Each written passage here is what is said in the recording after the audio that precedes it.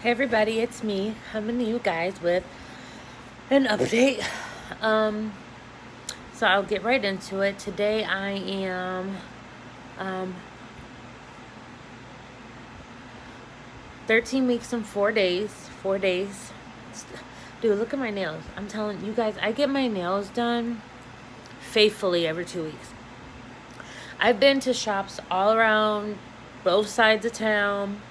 And I always get gel polish. Like, that's the only thing I get. It's gotten it for years. This happens, this peeling of the gel, no matter where I go.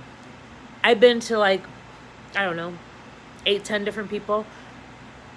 No matter where I go, this happens. So I'm just going to soak them off and just keep my toes done tomorrow. Anyway, so I'm 13 weeks and 4 days. And,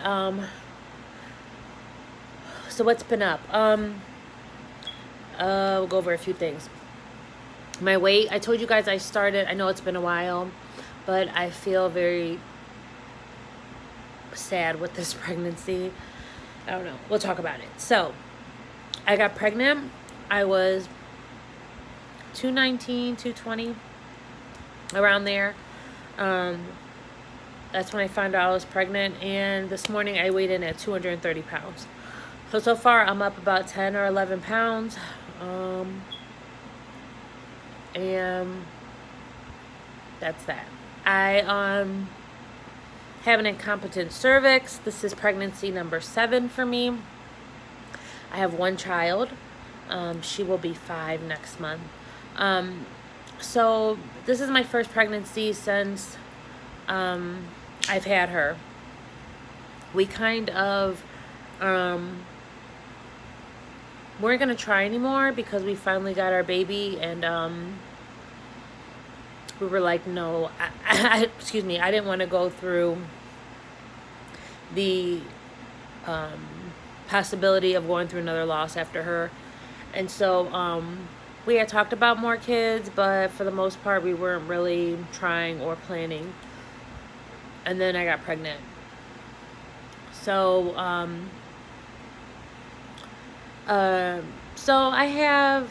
I went to see my doctor at like week 10, and I have a few things working against me, which makes me even more nervous about this pregnancy. Not only do I have an incompetent cervix, I am overweight. I will be 35 next year in March. I'm due in February. I'll be 35 next year in March. And I already had an incompetent cervix for years now. We found that out. I've had some stitches. One pregnancy it didn't hold, and I went into labor. And another pregnancy, I had my daughter. So I already knew I had an incompetent cervix. But a few years ago, maybe like 2 or 3 years ago, they wanted to do a cone biopsy, which is like a biopsy of my cervix to check for cervical cancer. And I wish somebody would have told me, or maybe I should have asked. But in doing that biopsy, they took a piece of my already small cervix. So you have about a normal person's cervix, I want to say, is 4 centimeters long. Mine was already shorter than that. I didn't get a measurement when I went to see the high-risk doctor last week, but I'll go over that. So a normal person's cervix is 4 centimeters, and you have about half of it is like on the, I wouldn't say outside because it's not like it's hanging out, is like out, and then the rest of it is like inside, if that makes any sense. Well, the 2 centimeters or whatever, however much that I had on the outside is totally gone. They took that when they did the biopsy. So all I'm working with is inside of my cervix, which is probably half of, probably less than 2 centimeters because I already had a short cervix. And so what they have to do with this stitch, which I've never had done before, this kind of stitch, is go in, I think it's called the TVCIC, where they go in, they push my bladder up, and they put the stitch all the way up there because they don't have anything to stitch any lower. There's nothing there to stitch. So with those things working against me, I've been very, very emotional this pregnancy. I have cried so much. I have just not been enjoying this at all. To be honest, I feel like I don't feel like I'm going to carry this baby full term. I have very little faith in that because of my record and because my cervix is already jacked up and now it's even more jacked up. I would hope that I can, but I don't have right now very much faith that I will. And for that reason, it makes me very, very sad and emotional and depressed, I guess you could say. More often than not. I seen my regular doctor at 10 weeks, and then I just seen my high-risk doctor last week, and she told me everything they were going to be doing, and I was like, well, I've never had this kind of stitch before. And she's like, yeah, I know, because you don't have any cervix on the outside. And so I was asking her, I'm like, is it like dangerous for me to like have gotten pregnant and be doing this, having this baby? And she's like, to be honest, them taking that piece of your cervix is not helping you at all, and your record is terrible. She was like, so we're gonna put the stitch in next week. So I get my stitch put in this Wednesday, and she's like, I'll monitor your cervix every 2 weeks. Every 2 weeks you'll come in and we'll see how, measure your cervix. So then we'll go from there. You guys, it has been so hard, like extremely hard. I haven't really, I can't say, I haven't like put it on social media that I'm pregnant.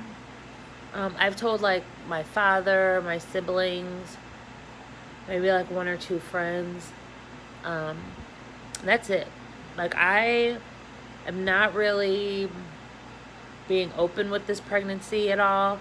I haven't really been going to like get-togethers or meeting up with friends because I've gained about 10 pounds, and I feel like my belly is like starting to stick out, and my pants are like having a hard time fitting. And I just don't want to see anybody and them ask me questions and stuff because it's not something that I want to talk about very often. Another thing that's working against me, my weight. So I have never, let me see, I could be lying, hold on. Okay, so the heaviest I've ever been in my life, I want to say, is maybe 240 when I had my daughter. 248 maybe, I want to say 248 maybe was the heaviest I've ever been in my life. I got pregnant very heavy. When I had gotten pregnant with my daughter, I only weighed like 189, 190, and I got up to 240. So I gained like 50 pounds with her. This pregnancy, getting pregnant at 219, 220, and I'm older, so it's been almost 5 years over 5 years since I've been pregnant. It's hard. I'm bigger, and it's hard, and it's messing with me mentally because I am at 230 pounds and I'm only at 13 weeks, and I delivered her at 240 pounds. Like, I can't get up to like 260, 270. Like, are you crazy? Like, that is depressing in itself. I've been really sick, and not the kind of sick where you throw up, which I wish I would have been, because then I wouldn't be putting on any weight, but the type of sick where I'm just nauseous all the time. And so I'm constantly eating carbs not to be nauseous, and with that comes weight gain. But this past couple of days, it's kind of tapered off, which I'm happy for. So, but I don't have any energy. I'm still very tired. I feel huge. I just feel huge. I was in the middle of like losing back my weight that I had gained over the past year, and this just came at just a crazy time. So I have that I'm worrying about. I know people are like, oh, don't worry about it, you're pregnant. Like, yeah, I understand that, but I don't want to be huge and uncomfortable. And when this baby comes, you know, I'm not going to lose 40 pounds in delivery. You know what I mean? It doesn't fall off for me. That's never been the case for me. My weight has never just fallen off. I have busted my ass to lose weight. Like, busted my ass. Like, very, very strict schedule on eating. Very strict schedule on working out. That's how I lose weight. I can't just cut out something and then my weight drops. Like, that doesn't... I'm not a pop drinker, so that's not an option. If I don't eat... Well, I'm eating carbs now because I feel sick, but during my thing, it wasn't about cutting carbs or anything like that. Like, I have to bust my ass and be very, very strict on working out in my meal plan and my water in order to lose weight. So my weight doesn't just fall off. And the women in my family are larger and tend to carry that weight after pregnancy and not lose it. I lost mine eventually from my daughter by busting my butt. But a lot of my family members don't lose the weight after. It doesn't run in my family that they do. They don't snap back. You know, so we'll see. But and I'll give you guys an update once I get my stitch in on Wednesday. I go for COVID testing on Monday since I, have surgery, and then I go for surgery on Wednesday. And I'm going to get a spinal. You get a spinal when you get a cerclage. I've been pregnant so many times. I probably have had 5 spinals, epidurals, whatever you call them. Maybe 6. Because I've given birth, So whether I gave birth to a stillborn or whatnot, or like when I had my daughter, they gave me an epidural for that. With my daughter, I got a cerclage, so they gave me an epidural for that. So some pregnancies I'm getting 2. One pregnancy I got 2 cerclages. One, and then it was not, doing its thing, so they put up another one. And then I had to get an epidural when I had to have that baby and it was stillborn. Like, so I've had quite a few epidurals and spinals, and my back is like jacked up from it. That's another reason why I lose weight, because my back like really, really hurts. I don't know if it's from the spinals. I don't know if from a car accident when I was younger. Both, whatever the case may be, my back is jacked up. So, yeah. So I will give you guys, I'm so sorry. I know I've said a lot. I will give you guys an update on after my cerclage. Probably while I'm at the hospital, because I'll be there by myself. And go from there. And then from there, I'll just update you guys every 2 weeks when I get my cervix measured. Side note really quick before I end this, my daughter is extremely happy about this pregnancy. She is like over the moon about it, and I just hope I don't disappoint her, I'm not trying to get pregnant after this ever again. Like, I'll get something done. I'm never getting pregnant after this again. Her dad is extremely excited, and like, I understand that they're excited. Maybe I'm being realistic, or maybe I'm being a Debbie Downer. I don't know, but with my record and what's going on with me, I just don't. Maybe I'll feel better once I hit like 24, 26 weeks. I don't know. But I'll give you guys an update, and we'll go from there. All right, everybody be safe. Bye.